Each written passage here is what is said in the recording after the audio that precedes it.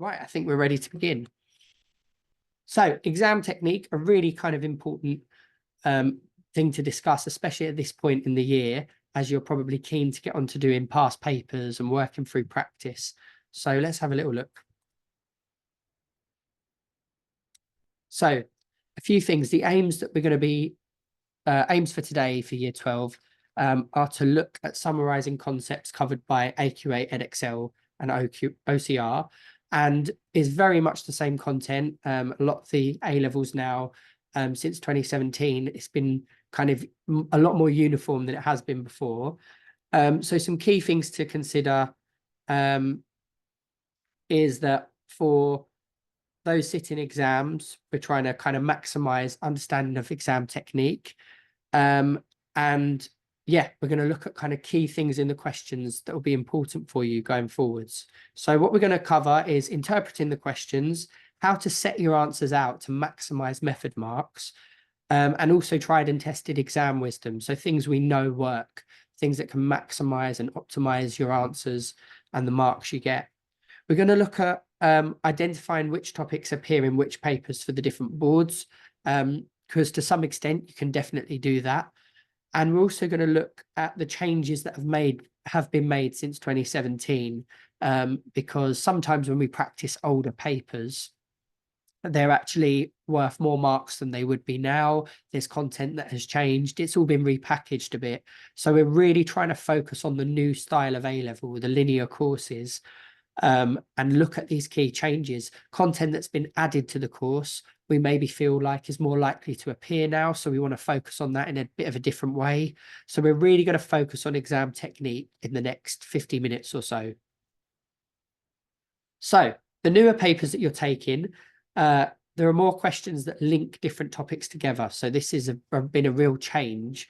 This is something that's worth paying attention to. So when you're revising, do look to revise the bigger questions. So for example, for mechanics, if you're dealing with an object on a slope that involves SUVAT, that involves Newton's second law, you want to find questions that link as many topics as possible, because that's favorable for the exam boards now. It tests so many more things, so they can ask a much bigger question. There are more questions now than there were before that involve explanations. And there's a lot more modelling. This is a really key change to the A-level, the modelling questions, even in the pure maths, creating a scenario and asking you with respect to an actual situation or context. This has been a major change in the maths course. There's a lot more focus on this. So we'll be looking at that as well. Right. And also more unstructured calculations where you're not scaffolded or taken through step by step. So we'll have a look at how to approach that. The other big change, which I'm sure many of you are aware of, is the large data set. This has been a change for the statistics side of the course. So what we'll find is this is something you kind of need to have an awareness of, know key quantities, key types of units that are used, and just be familiar with the data. There's no decision maths. That's an aspect of the course that's been scrapped, so we don't do that anymore. And obviously the course is not modular anymore, it's linear. So we're kind of all racing towards the finish line and trying to holistically work over everything that we've done over the 2 years. So for those of you that are in year 12 and looking over the year 12 content, you're going to continue to use this stuff next year as well. So that's really, really important that we're kind of constantly reviewing what we know and looking at how we're going to use that going forward. So examiner's advice, let's have a little look. So the examiners, what do they advise? We often get that students should be encouraged in multi-part questions to attempt all parts. So sometimes you struggle with part A and people abandon the question. Don't do that. The questions are designed that you can continue to do part B if you couldn't get part A. Part A might be a show that question, and the thing you're asked to show is printed there. So even if you struggle to show it, you can still do part B, where you use the thing they told you. So don't give up on the question if you can't do the first part. They are designed quite cleverly. And it is expected that learners will simplify algebraic and numerical expressions. So if you're doing an A-level in maths, don't leave an answer as 5/5, put it as 1. Simplify fractions, do the kind of basics really, really well. and give your final answers. Even if it doesn't ask you to simplify, you should just aim to do that. You've got a calculator as well, so there isn't really an excuse to leave sort of sloppy answers. Be as precise as you can. And also, this is really important. Final answers should be given to 3 significant figures unless otherwise stated. More accurate answers will be penalised. Now, this is just an important point, particularly for the mechanics. That will depend on questions involving gravity. If you use G as 9.8 or 9.81, look at the rubric on the front of the exams for your exam board and round it according to how you rounded gravity. So if you use 9.8 in the calculation, for those gravity questions, use 2 significant figures because you wouldn't be more precise than the thing you've rounded in the calculation. But that was a really important point, the rounding. So here we go. To gain full marks, this is what we want to do. Write down any expressions you're going to calculate. So we need to be meticulous. It's not a lot of writing for maths, but it just sometimes feels like we're constantly writing, and it should feel like that. Write down any values or variables you're using. So just define things really clearly and use correct mathematical notation. So don't write ANS, don't write what the calculator would, what you'd be typing in, write it properly using function notation and so on. That said, do make a note of all the things you're doing in your calculator, just write it properly. And this will maximize your method marks.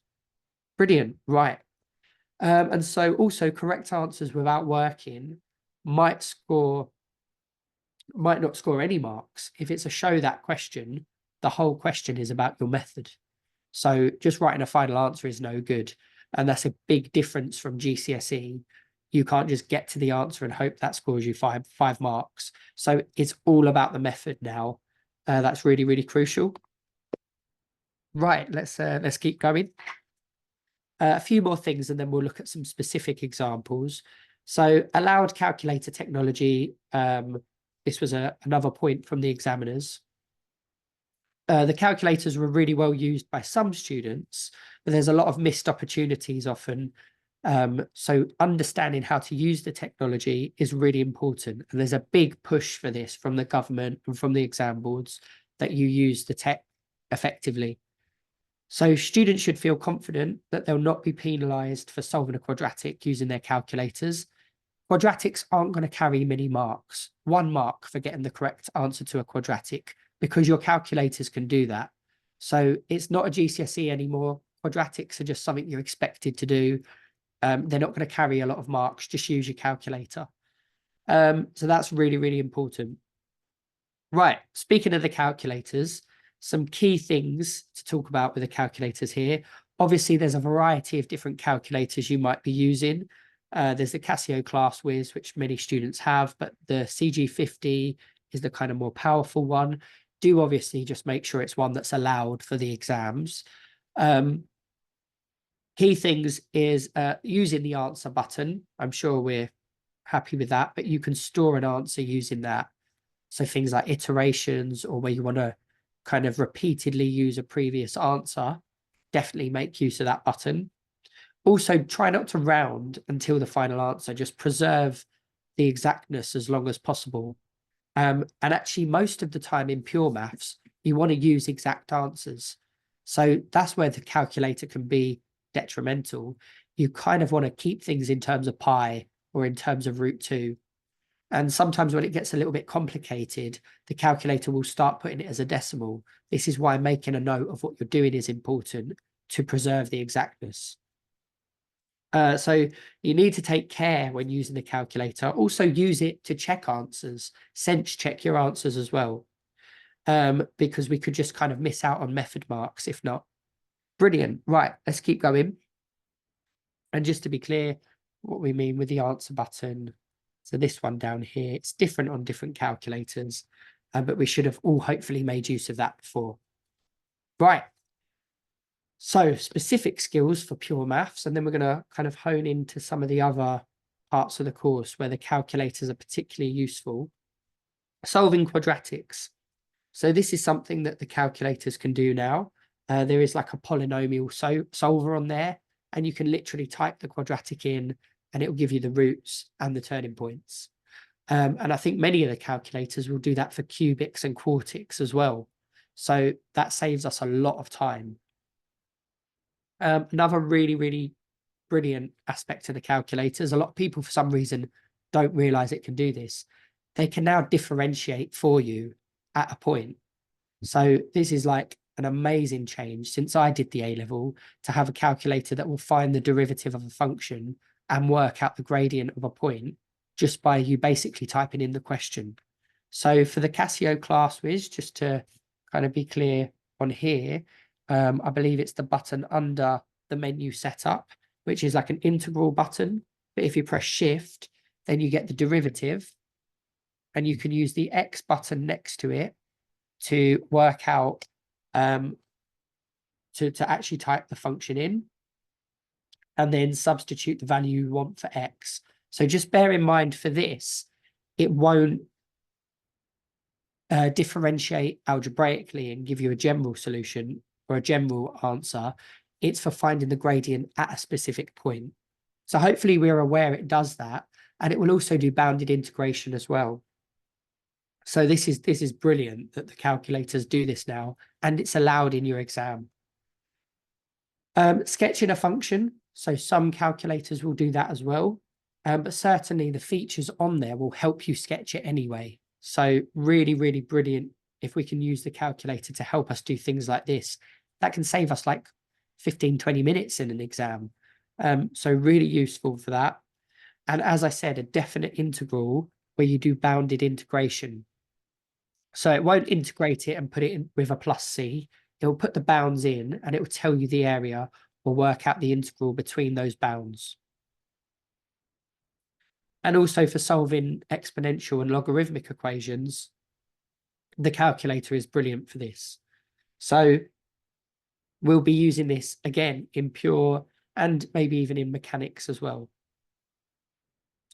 And for factorials, so for binomial in pure and binomial in statistics, the factorial calculations and combinations aspect is really important as well. So hopefully we've seen this symbol. On a lot of the calculators, it's above the divide sign, I think. Yep. So if you press shift and divide, you get the choose function. But this will help us work out combinations of events, which is brilliant. So some really specific A-level calculator tips there. And they're probably a lot of the things you would have never used previously. So at GCSE, a lot of this stuff was kind of meaningless, but now it's crucial. Cool. Right, let's keep going. Let's look at how some of this stuff will be used for mechanics. So, yeah, so in mechanics, derivatives are also important for when we're dealing with kinematics and we're looking at displacement, velocity, and time. So being able to differentiate again is really useful on the calculator. Another really important calculator feature is the simultaneous equations. So those of you that have done a bit of mechanics, you'll recognize some of the pulleys questions where you have tension and acceleration. You're using Newton's second law. You'll be using F equals ma, and you'll often get two unknowns. You'll get tension as an unknown and acceleration as an unknown. And you'll have two simultaneous linear equations to solve. Now, these are quite straightforward normally to work out. However, your calculator will just do simultaneous equations for you if they're linear. So being aware that the calculators can do that is another brilliant kind of exam technique or maths technique for your calculator that can save us a lot of time and also give us the confidence that we've got it right. So simultaneous equations, I think it's in the same setting under menu setup. Option A on the Casio class whiz, there's an option for polynomial or simultaneous equation. So instead of solving a quadratic or a cubic, you can solve a simultaneous linear equation. So definitely make use of that for mechanics. The one thing I would say is make sure that they're set equal to 0. So you might need to rearrange the equations you've got. Brilliant. Another really key prompt or thing to look out for. This is particularly handy in the modeling problems in pure and mechanics. I was so blown away when I realized what this button did. I didn't know what this was for ages. And a lot of the older calculators have this as well. The one that looks like almost like a punctuation thing, this button here, the change of base. This changes it from a decimal to the sexagesimal system with base 60, which means you can convert from hours to hours, minutes, and seconds perfectly without any thought or any process going on. So if you type into your calculator 1.21, that's the amount of hours you've got. And you might want to try this now, 1.21, and press equals. Hopefully it will say 1.21. And then if you click this button here, it will tell you that this is 1 hour, 12 minutes, and 36 seconds. So please check that. If you've got the calculator in front of you, check that that works. Check that you can do that. And this will save us, pardon the pun, a lot of time, because this kind of question in a modeling situation could be the ship leaves at 12 noon, what time will it arrive? And 1.21 hours later isn't really useful. But if you know it's an hour, 12 minutes, and 36 seconds later, you can answer the question properly. So that button's crucial. So if you didn't know that it did that, then hopefully that will help you out going forwards. It's a really handy little trick, that one. Right. Mode, mean, median, the sets of data, and standard deviation, all of this stuff in the statistics mode, the one variable calculations, there are tons of summary statistics in there that you can get.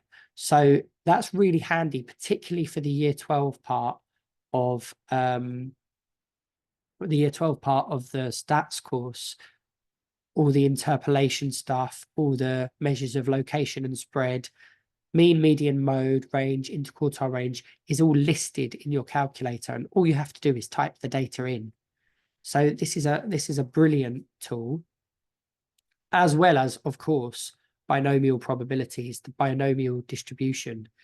Knowing how to access this on your calculator is vital. It's such a big change that we're allowed calculators that kind of incorporate these distributions will save us so much time. So binomial cumulative and binomial probability distribution functions are going to be excellent for saving us time on the questions, and really important you know how to use those. So command words, this is really important, and I'm actually pleased we're starting with this today early on, because it lets us look at a question and know exactly what they want. So key things to look out for with these command words. We've got different categories we're going to go through, but find, calculate, solve, and determine. If you see these words appearing, these should be sort of triggering that this is going to involve working. You're not going to get full marks if you don't show working for these. Okay, so these are kind of key command words here. Now, if we have give, state, write down, these are usually just 1 mark. So these are your little follow-up questions where they'll say, okay, off the back of what you've just worked out, state what that tells us, or state the thing this relates to. So these are usually 1 mark. Okay.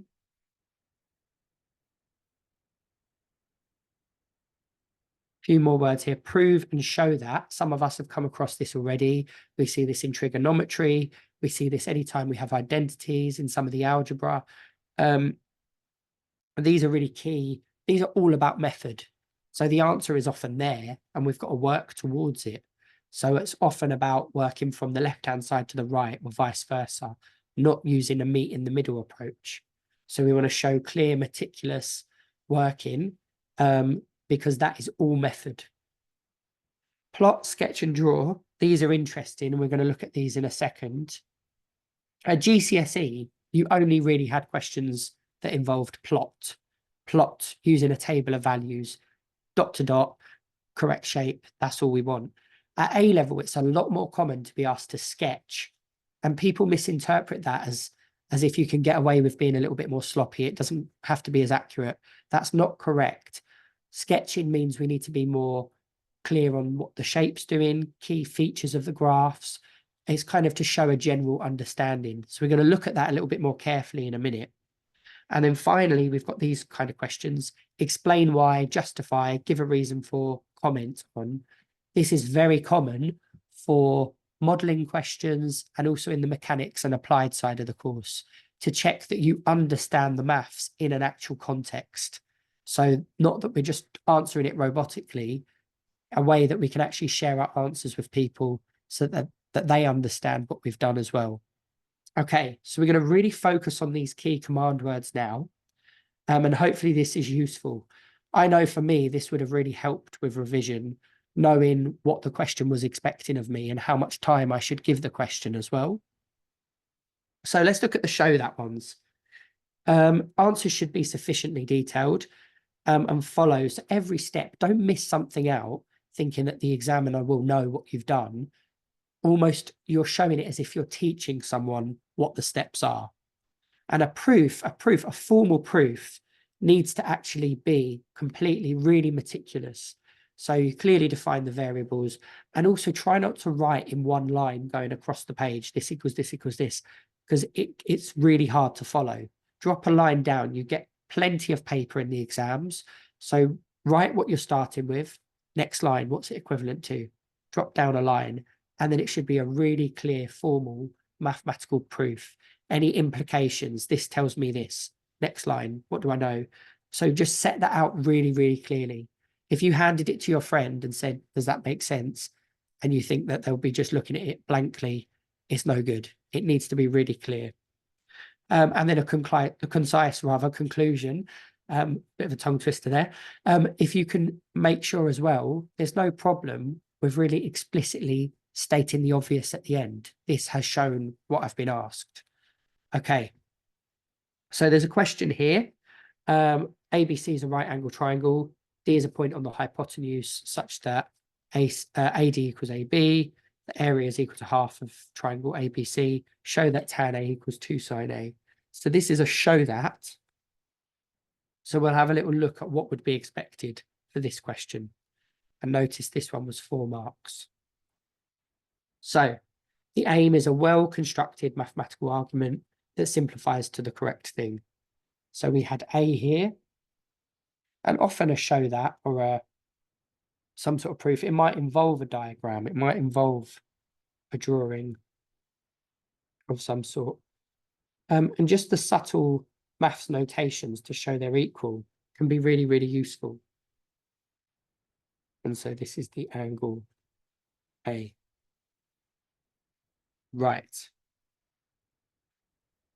So we know that tan of angle A, hopefully we can see that over here, tan A equals to BC over little a. So basically BC is equal to, is here, is equal to A tan of that angle. Okay. Hoping that's all coming up. Yep. So what we can do is we can state all the things we know. So the area of ABD is half A squared sine A. So that's the area of this small triangle here, using half AB sine C, but we've related it to this question. And also the triangle of the whole triangle, the bigger triangle, the right angle triangle, we know that the area is half A squared tan A. We also then need to use this bit of information they told us. We're looking to show that tan A equals 2 tan A, and we've got to use the information they told us about the area. So state that, make that clear that you're going to make use of it. And what we know, so just a reminder, if anyone had any questions where this came from, half A squared sine A, hopefully we remember the area of a triangle in general.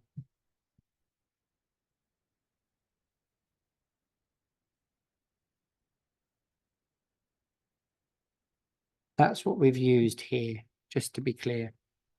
Okay. And then we're going to equate the two things together. And basically what it will do is it will boil down to the thing we were asked to prove. So if you state all the things you know clearly, what's the question told me, annotate the diagram, and take the bits piece by piece, equate the two things carefully, especially when you've got to make sure one is double the other, you times the correct thing by 2, and then hopefully it will boil down quite simply to what we're trying to prove. So that's quite a nice example of how you would obtain 4 marks for a show that question. Now let's look at a few more command words and specifically look at how the marks would be allocated. So looking at questions that say explain why, justify, give a reason for, comment on. Now, although they don't always carry a lot of marks, a really interesting observation is the examiners have said the answer to these questions are normally the weakest. So the kind of national picture of exams for A-level maths, these particular questions were done quite poorly. So let's have a little look. If I add 3 to a number and square the sum, the result is greater than the square of the original. State, giving a reason if the above statement is always true, sometimes true, or never true. So this kind of question, it's this bit that people struggle with. 1 mark will be for the correct thing, but you must give a reason. And sometimes that reason is an example or a counterexample. But make sure you get yourself the 2 marks for that. Right, we'll keep going. So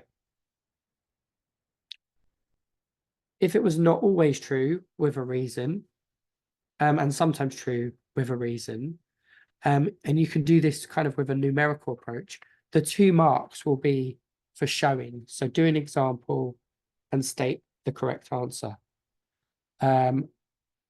Reason and answer. That is how the answers will be allocated.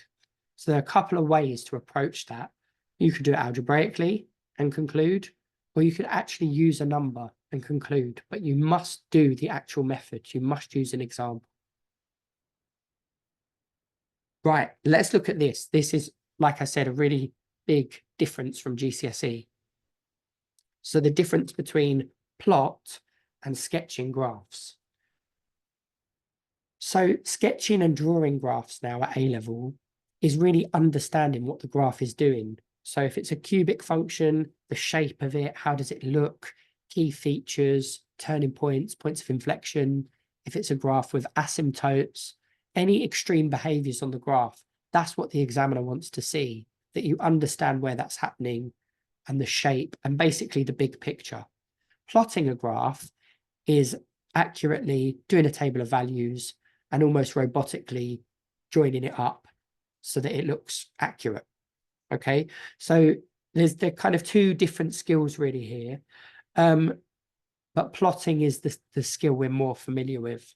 So for example, this one here, where this asks us for mechanics to draw a velocity time graph, they would expect this to be completely bang on for this question. This is not a sketch. It's all to scale. This is really, really important. So this is looking for accuracy. You will be penalized if this isn't accurate. So this isn't just about the shape. So here's your example for this question. So this velocity time graph, notice it can go negative because it's velocity. It's worth 3 marks, and it's basically a mark for each line segment. Cool. So we'll focus on how to do these questions and how to work through questions later. We're really just looking at marks and command words right now. Right, let's keep going. So sketching the curve 2x squared minus x minus 3. So this is what we're looking at when we say sketch. So solving it and showing the roots. So we want the right shape. We want the roots. And also something that a lot of people mess up still with quadratics is people go, oh, I know the y-intercept down here is at minus 3. And they try and make that the turning point, which of course it won't always be. It generally won't be. So the way we find the turning point is through completing the square on your calculator, differentiation, but it won't be the y-intercept by definition. So we need to be really careful because that's a common mistake. So the graph needs to be symmetrical. It needs the correct intercepts with the x and y axis, I would say. And if you can, define where the minimum point is or the maximum if it's the other way around. Brilliant. So we can denote on the y-intercept at -3. And a lot of the time, the question will say, showing where it intersects the axes, showing any turning points. Yeah, so that's what we're looking for with a sketch. Right, so show detailed reasoning. So this is what we're looking at.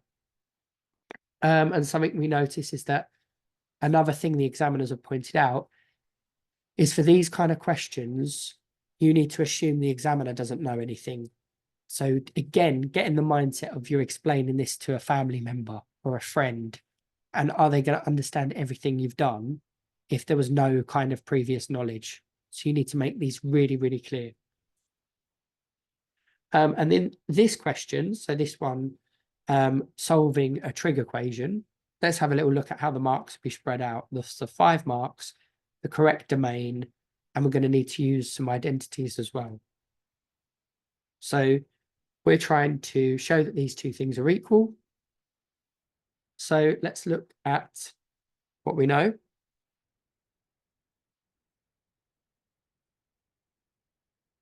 So working from the start, anything you do, any method, any identities you apply, you're generally picking up a method mark. And I'm going to tick that at the process. Rearranging, if this is like on the right lines, you'll get a method mark. Factorizing and then solving. And then solving for the correct domain will be important as well. So you must ensure that if there's, for example, 2 solution sets, you get all the solutions, no more and no less. So the kind of strictness of the interval is really important, as I'm sure you guys have seen when you've worked through trig equations before. So you need to look out for, is it an or equal to? Is it a strict inequality?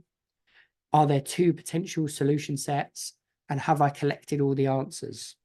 Right, we're going to look at a few more kind of top tips here. So we're going to look for hints in the question. So looking at this question, we've got, starts with the factor theorem, hence show it can be written in this form, and then it moves on to a sketch. So let's have a little look. Factor theorem, it's told you what to do. Okay, hence, they love this word in maths. It means you've got to use the thing you've just done. So this tells us use part A. Okay. Let's have a little look. And then also use your answer to part B. It's very much scaffolded. The thing you've just shown, you're going to use in part C as well. Okay. And then this will go on to a sketch, which needs to have the right shape, the right kind of key ideas, and so on. So this is, again, where the examiner was saying, if you can't do part A, try and still attempt the rest of the question. Okay, you've been given the graph as well, so you could still sketch graph transformations of it and still pick up further marks. Right. So, for example, this question we'll go through. Let's have a little look. So this is the question. Using the factor theorem for part A, we're going to sub in -2 for the factor x plus 2, show it equals to 0. Therefore, x plus 2 is a factor. So there we go. There are our 2 marks. Part B, we then needed to use polynomial division or algebraic long division. So dividing this to get it into this format. And then factorizing the final bit, the quadratic here, would get you the 2nd mark. And these skills we're going to go through properly. We are just looking at the keywords at this point. So part C, the solutions, where it goes below the axis. And then we're basically looking at the transformations. So we're looking at where the roots are going to move to. Okay, so a few more top tips, and then we'll pause it there for a minute. So units, this is really important. We definitely need to use units. So for this question here, where you're looking at a maximum profit, you must use pounds, you must use the right units. And also if it's money, round it to 2 decimal places. So just rounding it in a sensible way. But we must use, you will lose marks if no units are given.